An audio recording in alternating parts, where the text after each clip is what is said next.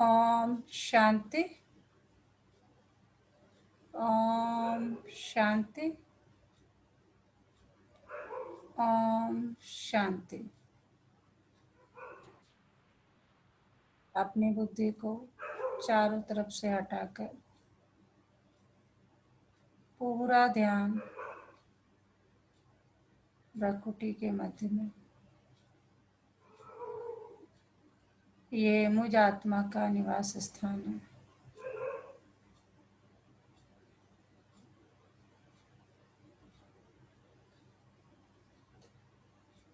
मैं आत्मा इन कर्मेंद्रियों की मालिक हूँ। मैं आत्मा शांत स्वरूप हूँ।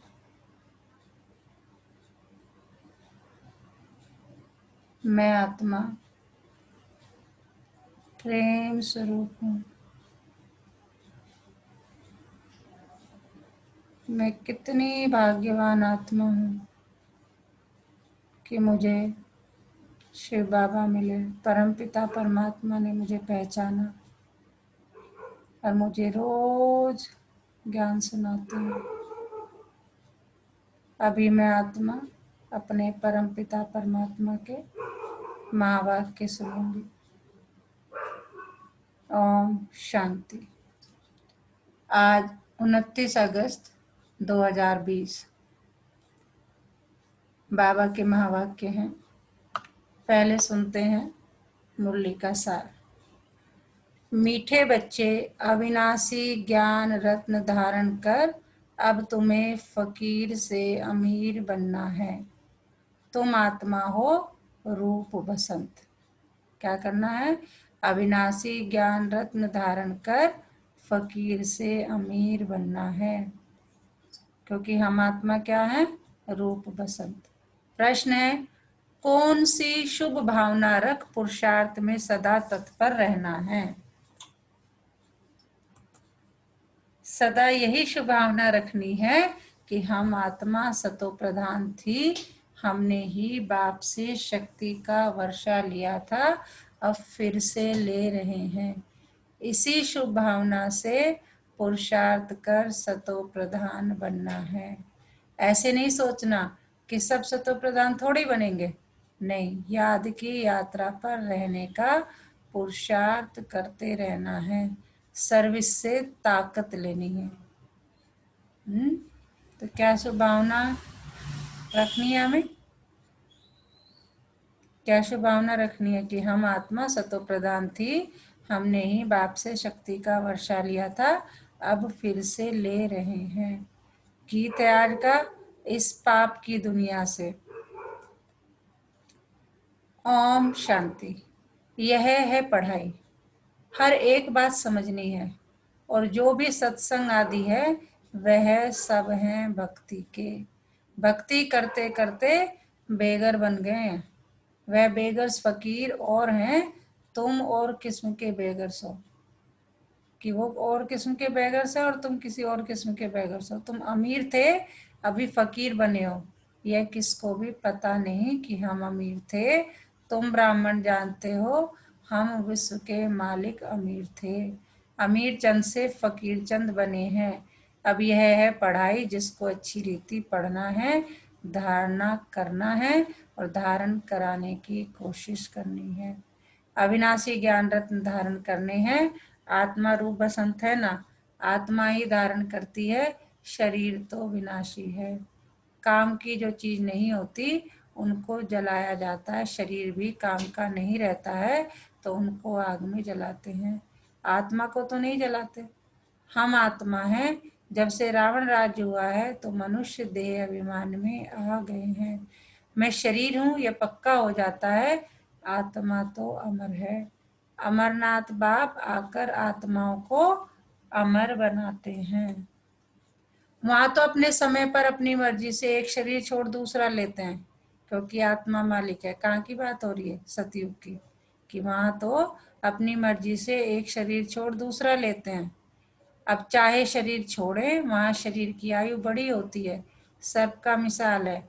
अभी तुम जानते हो, यह तुम्हारे बहुत जन्मों के अंत के जन्म की पुरानी खाल है। 84 जन्म पूरे लिए हैं, कोई के 60-70 जन्म भी है, कोई के 50 है।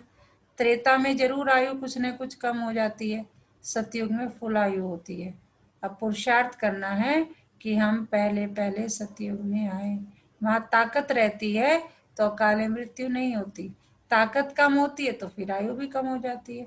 अब जैसे बाप सर्वशक्तिमान है, तुम्हारी आत्मा को भी शक्तिवान बनाते हैं।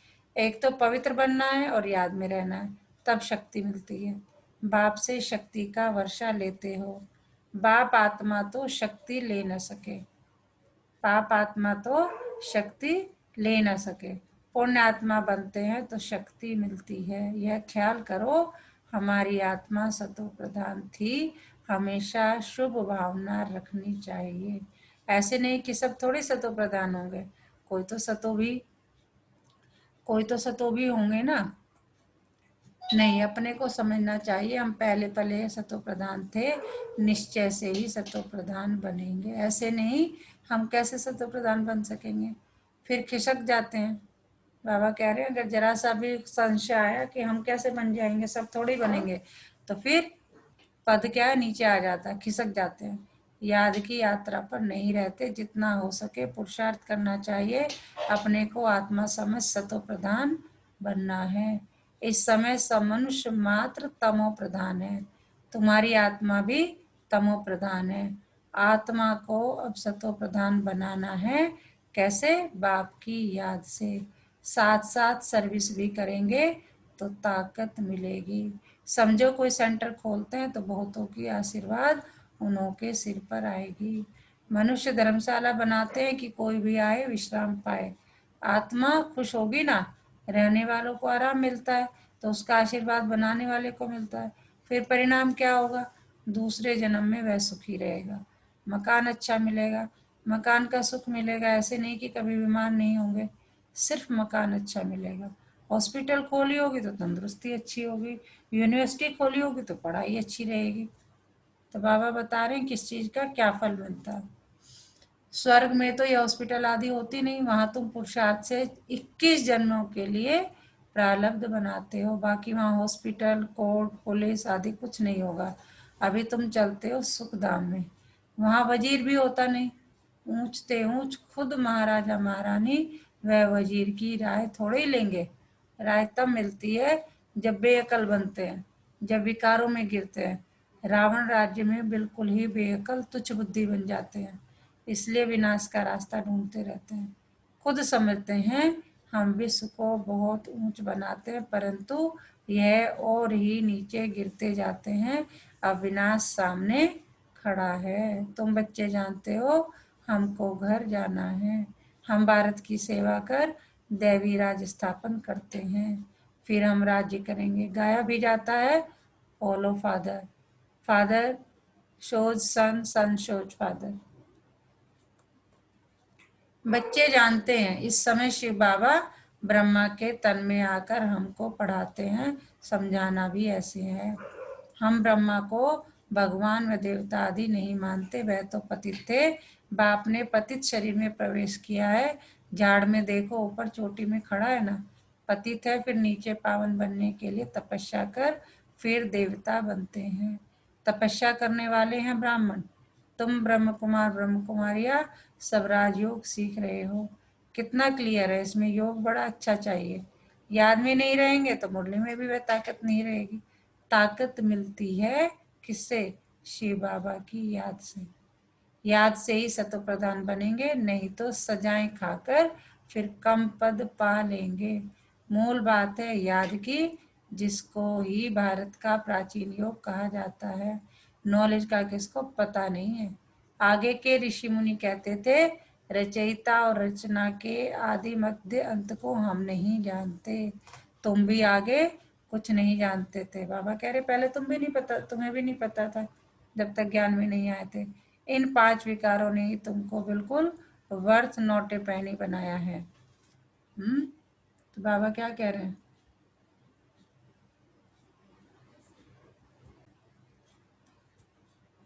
अभी ये पुरानी दुनिया जलकर बिल्कुल खत्म हो जानी है, कुछ भी रहने का नहीं है। तुम सब नंबरवार पुरुषार्थ अनुसार भारत को स्वर्ग बनाने की तन मन धन से सेवा करते हो। प्रदर्शनी बेबी तुमसे पूछते हैं, बोलो। हम भी के अपने ही तन मन धन से श्रीमत पर सेवा कर रामराज स्थापन कर रहे हैं।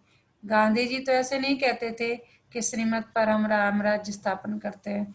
यहाँ तो इसमें श्री श्री 108 बाप बैठे हैं। 108 की माला भी बनाते हैं। माला तो बड़ी बनती है, उसमें 108 अच्छी मेहनत करते हैं। नंबरवार तो बहुत है, जो अच्छी मेहनत करते हैं रुद्र यज्ञ होता है। तो शालिग्रामों की भी पूजा होती है, जरूर कुछ सर्विस की है तब तो पूजा होती है। तुम ब्राह्मण रूहानी सेवाधारी हो। कौन है हम लोग? रूहानी सेवाधारी, सबकी आत्माओं को जगाने वाले हो। मैं आत्मा हूँ, यह बोलने से देह अभिमान आ जाता है। समझते हैं मैं फलाना हूँ, किसको भी ये पता थोड़ी है मैं आत्मा हूँ। फलाना नाम तो इस शरीर का है। हम आत्मा कहाँ से आती है, जरा भी कोई को ख्याल नहीं। यहाँ पाठ बजाते बजाते शरीर का भान पक्का हो जाता है। शरीर का भान पक्का हो गया क्यों? यहाँ पाठ बजाते बजाते कि मैं शरीर हूँ, आत्मा का तो ख्याल ही नहीं है। बाप समझाते हैं, बच्चे अब गफलत छोड़ो, माया बड़ी जबरदस्त है, तुम युद्ध के मैदान में हो। तुम आत्माभिमानी बनो, आत्माओं और परमात्मा का यह मेला है। गायन है, आत्मा परमात्मा अलग रहे बहुकाल। इनका भी अर्थ वह नहीं जानते, तुम अभी जानते हो।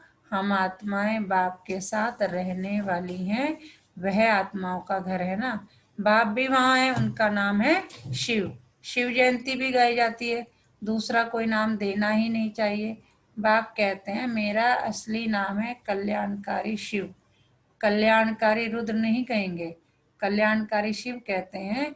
काशी में भी शिव का मंदिर है ना, वहां जाकर साधु लोग मंत्र जपते हैं, शिव काशी विश्वनाथ गंगा। अब आप समझाते हैं, शिव जो काशी के मंदिर में बिठाया है उनको कहते हैं विश्वनाथ। अब मैं तो विश्वनाथ हूं नहीं, विश्व के नाथ तुम बनते हो, मैं बनता ही नहीं हूँ। ब्रह्म तत्व के नाथ भी तुम बनते हो, तुम्हारा वह घर है, वह राजधानी है। मेरा घर तो एक ही ब्रह्म तत्व है। बाबा हमारे में और अपने में अंतर बताने देखे। मैं स्वर्ग में आता नहीं हूँ, न मैं नाथ बनता हूँ, मेरे को कहते ही है शिव बाबा। मेरा पाठ ही है पतितों को पावन बनाने का। सिख लोग भी कहते हैं मूत पलीती कपड़ धोए, परंतु अर्थ नहीं समझते। महिमा भी गाते हैं, एक ओंकार अजोनी यानी जन्म मरण रही। मैं तो 84 जन्म लेता नहीं हूँ, मैं इनमें प्रवेश करता हूँ। किनमें? ब्रह्मा बाबा में। मनुष्य 84 जन्म लेते हैं, इनकी आत्मा जानती है बाबा मेरे साथ इकट्ठा बैठा हुआ है तो भी घड़ी घड़ी याद भूल जाती है। इस दादा की आत्मा कहती है मुझे बहुत मेहनत करनी पड़ती है, ऐसे नहीं कि मेरे साथ बैठा है तो याद अच्छी रहती है, नहीं, एकदम इकट्ठा है, जानता हूँ मेरे पास है, इस शरीर का जैसे यह मालिक है, फिर भी भूल जाता हूँ। बाबा को यह शरीर मकान दिया है रहने के लिए, बाकी एक कोने में मैं बैठा हूँ। बड़ा आदमी हुआ ना, विचार करता हूँ बाजू में मालिक बैठा है, यह रथ उनका है, वह इनकी संभाल करते हैं, मुझे शिव बाबा खिलाते भी है, मैं उनका रथ हूँ। कुछ तो खातरी करेंगे, इस खुशी में खाता हूँ, 2-4 मिनट बाद भूल जाता हूँ, तब समझता हूँ बच्चों को कितनी मेहनत होगी। इसलिए बाबा समझाते रहते हैं जितना हो सके बाप को याद करो, बहुत बहुत फायदा है। तो ब्रह्मा बाबा बता रहे हैं अपने बारे में कि मेरे साथ तो मुझे पता भी है कि मेरे साथ शिव बाबा हर समय है, मेरे ही तन में है ना, ये लिया हुआ, लेकिन फिर भी भूल जाता हूँ। तो तुम बच्चों को तो कितनी मेहनत करनी है, लेकिन बाबा फिर भी कह रहे हैं जितना हो सके याद करो, बहुत बहुत फायदा है। यहाँ तो थोड़ी बात में तंग हो पड़ते हैं, फिर पढ़ाई भी को छोड़ देते हैं, बाबा बाबा के फारकती दे देते हैं। बाप को अपना बनावंती ज्ञान सुनावंती पश्यंती दृढ़ दृष्टि से स्वर्ग देखंती रास करंती अहो मम माया मुझे फारकती देवंती भागंती। बाबा बता रहे कि सब कुछ करते हैं लेकिन लास्ट में माया आई और भाग गए। जो विश्व का मालिक बनाते उनको फारकती दे देते हैं। बड़े बड़े नामी ग्रामी भी फारकती दे देते हैं। अभी तुमको रास्ता बताया जाता है, ऐसे नहीं हाथ से पकड़ कर ले जाएंगे। इन आंखों से तो अंधे नहीं है। हाँ, ज्ञान का तीसरा नेत्र तुमको मिलता है। तुम सृष्टि के आदि मध्य अंत को जानते हो। यह 84 का चक्र बुद्धि में फिरना चाहिए। तुम्हारा नाम है स्वदर्शन चक्रधारी। एक बाप को याद करना है, दूसरे कोई की याद न रहे। पिछाड़ी में यह अवस्था रहे। जैसे स्त्री का पुरुष से लव रहता है, उनका है जिस्मानी लव, यहाँ तुम्हारा है रूहानी लव। तुम्हें उठते बैठते पतियों के पति, बापों के बाप को याद करना है। दुनिया में ऐसे बहुत घर हैं जहाँ स्त्री पुरुष तथा परिवार आपस में बहुत प्यार से रहते हैं। घर में जैसे स्वर्ग लगा रहता है। 5-6 बच्चे इकट्ठे रहते, सुबह को जल्दी उठ पूजा में बैठते, कोई झगड़ा आदि घर में नहीं, एक रस रहते हैं। कहाँ तो फिर एक ही घर में कोई राधा स्वामी के शिष्य होंगे, तो कोई फिर धर्म को ही नहीं मानते, थोड़ी बात पर नाराज हो पड़ते। तो बाप कहते हैं इस अंतिम जन्म में पूरा पुरुषार्थ करना है। अपना पैसा भी सफल कर अपना कल्याण करो, तो भारत का भी कल्याण होगा। तुम जानते हो हम अपनी राजधानी श्रीमत पर फिर से स्थापन करते हैं। तो एक एक बात बाबा ने सुना दी है कि मैं कौन हूँ तुम्हारा, पतियों का पति, बापों का बाप हूँ, तो मुझे याद करो। याद की यात्रा से और सृष्टि के आदि मध्य अंत को जानने से ही क्या होगा, हम चक्रवर्ती राजा बन जाएंगे। फिर उतरना शुरू होगा, फिर अंत में बाबा के पास आ जाएंगे। श्रीमत पर चलने से ही ऊंच पद पाएंगे। बाप कोई फांसी पर नहीं चढ़ाते हैं। एक तो कहते हैं पवित्र बनो और बाप को याद करो। सतयुग में पतित कोई होता नहीं। देवी देवताएं भी बहुत थोड़े ही रहते हैं, फिर आहिस्ते आहिस्ते वृद्धि होती है। देवताओं का है छोटा झाड़, फिर कितनी वृद्धि हो जाती है, आत्माएं सब आती रहती है। यह बना बनाया खेल है। अच्छा, मीठे मीठे सिकिलदेव बच्चों प्रति माता पिता बाप दादा का याद प्यार और गुड मॉर्निंग। रूहानी बाप की रूहानी बच्चों को नमस्ते। हम रूहानी बच्चों की रूहानी बाप दादा को याद प्यार गुड मॉर्निंग नमस्ते बाबा नमस्ते। शुक्रिया बाबा शुक्रिया, हमें अपना बनाने के लिए, हमें रोज पढ़ाने के लिए, पतित से पावन बनाने के लिए। क्या सुनाया बोबी जी बाबा ने? ओम शांति मैम। ओम शांति। मैम जैसे आ, कोई मुझे क्या महसूस हुआ, जैसे कोई हमला होने वाला होता है ना, तब एक बार मारने से पहले मारने वाले को कहता है सावधान। हाँ हाँ मैम, होता है ना ऐसी। हाँ ऐसी बिल्कुल बाबा बाबा भी हमें जगा रहे हैं कि ये सृष्टि खत्म होने वाली है, तो वो हमको सावधान कर रहे हैं कि बिल्कुल। सावधान हो जाओ। हम्म, और अपना जो उन्होंने राजयोग सिखाया है हमें, जो हम्म, ज्ञान हमें मिला है वो दूसरों का नहीं है, वो ये भी कहते हैं।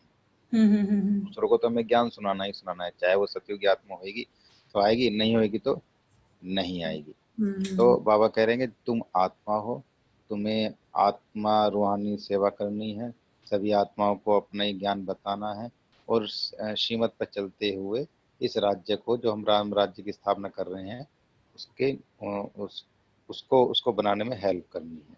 कह जी। रहे हैं कि जो 84 जन्मों का चक्र हम जानते हैं ना, उसी हम्म, चक्र के सुदर्शन चक्रधारी बनकर याद में रहो।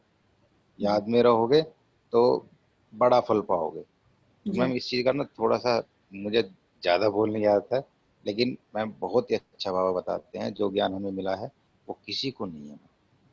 बिल्कुल बिल्कुल, अच्छी बात है। वो यही तो मुरली के का मंथन है कि जो समझ में आ जाए, दिल में उतर जाए, है ना, वही तो है। ये कोई पैराग्राफ या कोई एक दो पीस का कोई वो नहीं है, कहानी। मैम बाबा बताते हैं कि सतयुग की स्थापना थी, उसमें बड़े बड़े महल थे, मंदिर थे, राम राज्य थे, सब थे।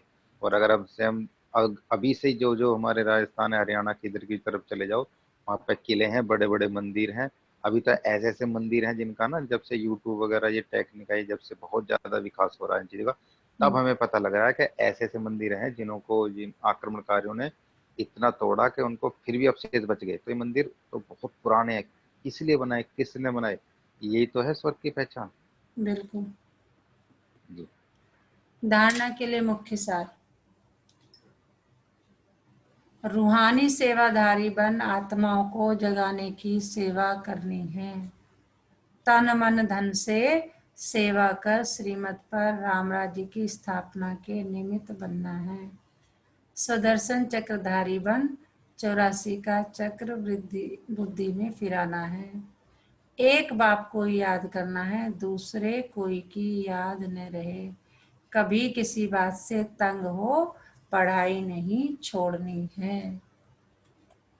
आज का वरदान। बाप और प्राप्ति की स्मृति से सदा हिम्मत उल्लास में रहने वाले एक रस अचल भव। क्या याद करना है कि मैं अगर बाबा को याद करूंगा तो मुझे कितनी प्राप्तियां होने वाली। ये दो चीजें याद रहे, है ना। बाप और प्राप्ति की स्मृति से सदा हिम्मत उल्लास में रहने वाले एक रस अचल भव। बाप द्वारा जन्म से ही जो प्राप्तियां हुई हैं उनकी लिस्ट सदा सामने रखो। जब प्राप्ति अटल अचल है तो हिम्मत और उल्लास भी अचल होना चाहिए। अचल के बजाय यदि मन कभी चंचल हो जाता है, वह स्थिति चंचलता में आ जाती है, तो इसका कारण है कि बाप और प्राप्ति को सदा सामने नहीं रखते। सर्व प्राप्तियों का अनुभव सदा सामने व स्मृति में रहे। क्या क्या कि सारी प्राप्तियां क्या क्या होने वाली है, उन सब का अनुभव सदा सामने व स्मृति में रहे तो सब विघ्न खत्म हो जाएंगे। सदा नया उमंग, नया उल्लास रहेगा। स्थिति हलचल में नहीं होगी। कैसी रहेगी? एक रस और अचल रहेगी।